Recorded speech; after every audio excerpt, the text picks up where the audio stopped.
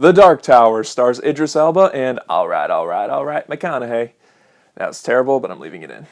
And is based on the Stephen King book series of the same name. And this movie is about a young boy who's having dreams about a different universe, where the Man in Black is going to take down the Dark Tower and destroy the whole universe. And when the boy finds a portal to this world, he meets the Gunslinger, who's on a revenge path against the Man in Black himself. I had some anticipation with this movie. The trailer actually looked like it could be a pretty decent action movie.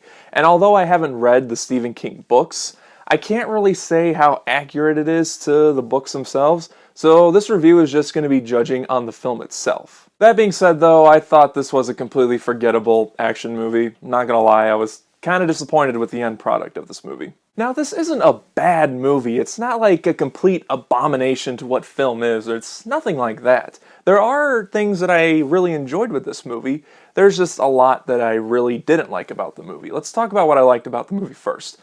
All the performances throughout the movie are very good. The standout for me was Idris Elba. He gives a very great performance, and with this film he just shows that he's still one of my favorite actors working today.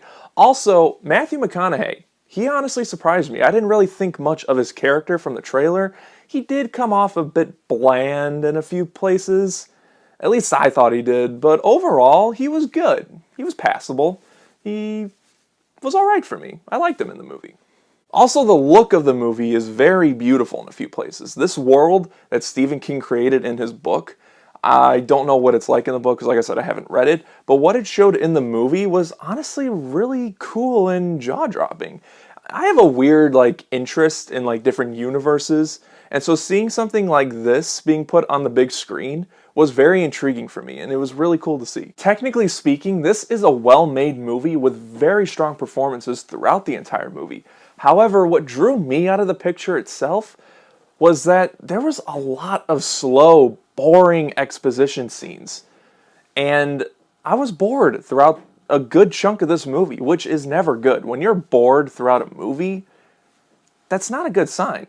Eventually the movie did pick up for me, but getting through those exposition scenes that just dragged the movie to utter boredom was just hard for me to get through. I was honestly, in a few parts, kind of sleepy.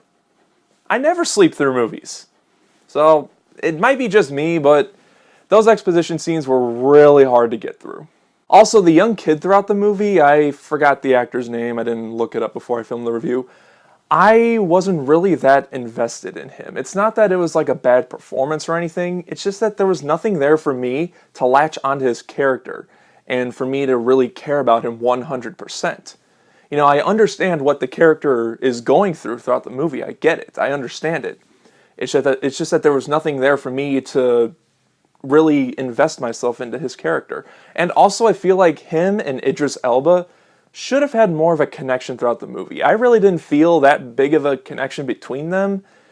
And I'm not going to spoil the ending, but I will say that there's something that they do at the very end of the movie. And I said to myself, see, I would have bought into it more if they had more of a buddy connection. And I just didn't feel it throughout the movie. I don't know what it's like in the book. It's just that for the movie itself, there really wasn't anything there. I honestly had a hard time gathering my thoughts on this movie, because normally when I go to see movies, it's like I go to the theater, I see the movie, and then when I come home, I know exactly what I think about it. I sit down, do my review, all that stuff.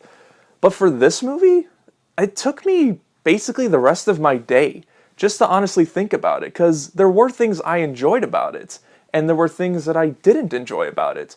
And I just came to the conclusion that, for me, this movie is okay, but it's very forgettable. I honestly couldn't see myself watching this movie again, unless I have a friend over and he's like, oh, I've been wanting to see it, do you want to watch it with me? In that case, then I'll be like, yeah, I'll watch it. But I'm not going to go out of my way to buy the Blu-ray, watch the movie just on a rainy day. I guess it's just not for me. I'm going to give The Dark Tower 2 stars. In my opinion, there are better Stephen King movie adaptations out there. I would recommend seeing it if you've read the book series, though. You might get more enjoyment out of the movie than I did.